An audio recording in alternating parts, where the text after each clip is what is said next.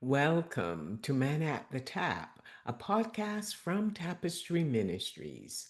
Each episode reflects on a daily Bible reading from the Revised Common Lectionary.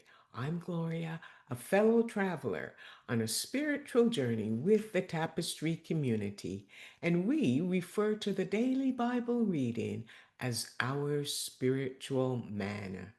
It nourishes our souls, fostering spiritual growth as we share insights and interpretations that enrich our spiritual lives. Today is Thursday, September the 11th, 2025, in the 13th week after Pentecost during this season of ordinary time. This is a time for us to live an extraordinary disciplined life as we grow spiritually.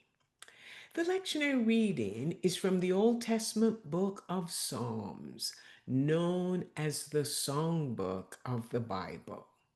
The reading is Psalm 51, one of the well-known psalms written by King David that expresses his guilt over his sin of committing adultery with Bathsheba, the wife of one of his army subordinates, while he was away on assignment.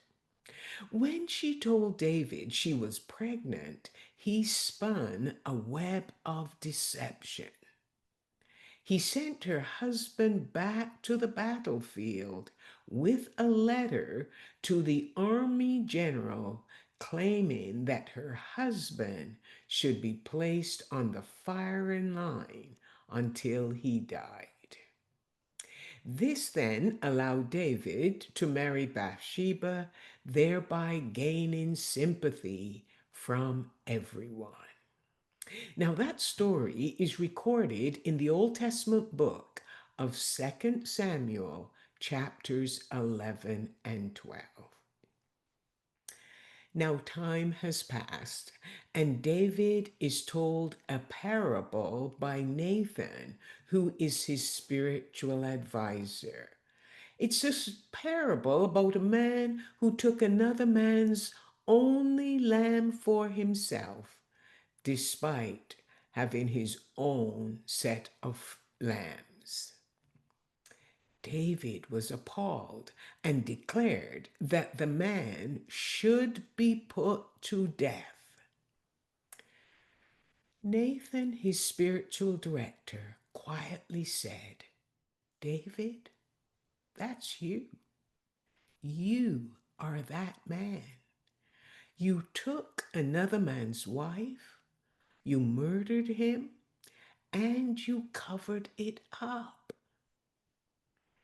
In response, David wrote this poem. The lectionary reading is Psalm 51, verses 1 to 10. David has finally had to come face to face with the sin he has been hiding. And he pours out his heart before God, seeking God's mercy for his deceitful actions. He recognized that only God's act of forgiveness can wipe the slate clean, and only God can set things right in his heart. He prays for God to be generous in love, offering him grace and mercy, and to erase his bad record. David prayed to God to wash away his guilt because he knew his sin was always watching him from behind. God had the right to pass the death sentence on David, the same death sentence he had proposed for the man in the parable. But Nathan assured David that God would not condemn him to death, but would allow him to live. David again acknowledged his guilt before God, and this time it was based on God's character That is, God's loving kindness and compassion. Instead of condemnation, God takes pleasure in truth and in teaching wisdom deep within us. David longed to hear joy and gladness and to be able to rejoice. You see, the weight of his hidden sin had crushed his bones, and he asked God to make him squeaky clean so that he would be whiter than snow. As David experienced the happiness of reunion and the joy of reconciliation in his relationship with God, he asked for a new and right spirit to be given to him. He prayed for God to create a clean heart within him. Are you hiding sin in your heart?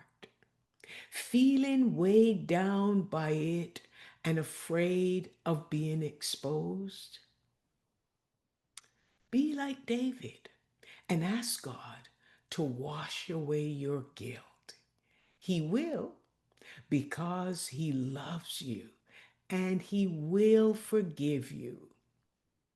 You see, God desires all of us to be in a relationship with him.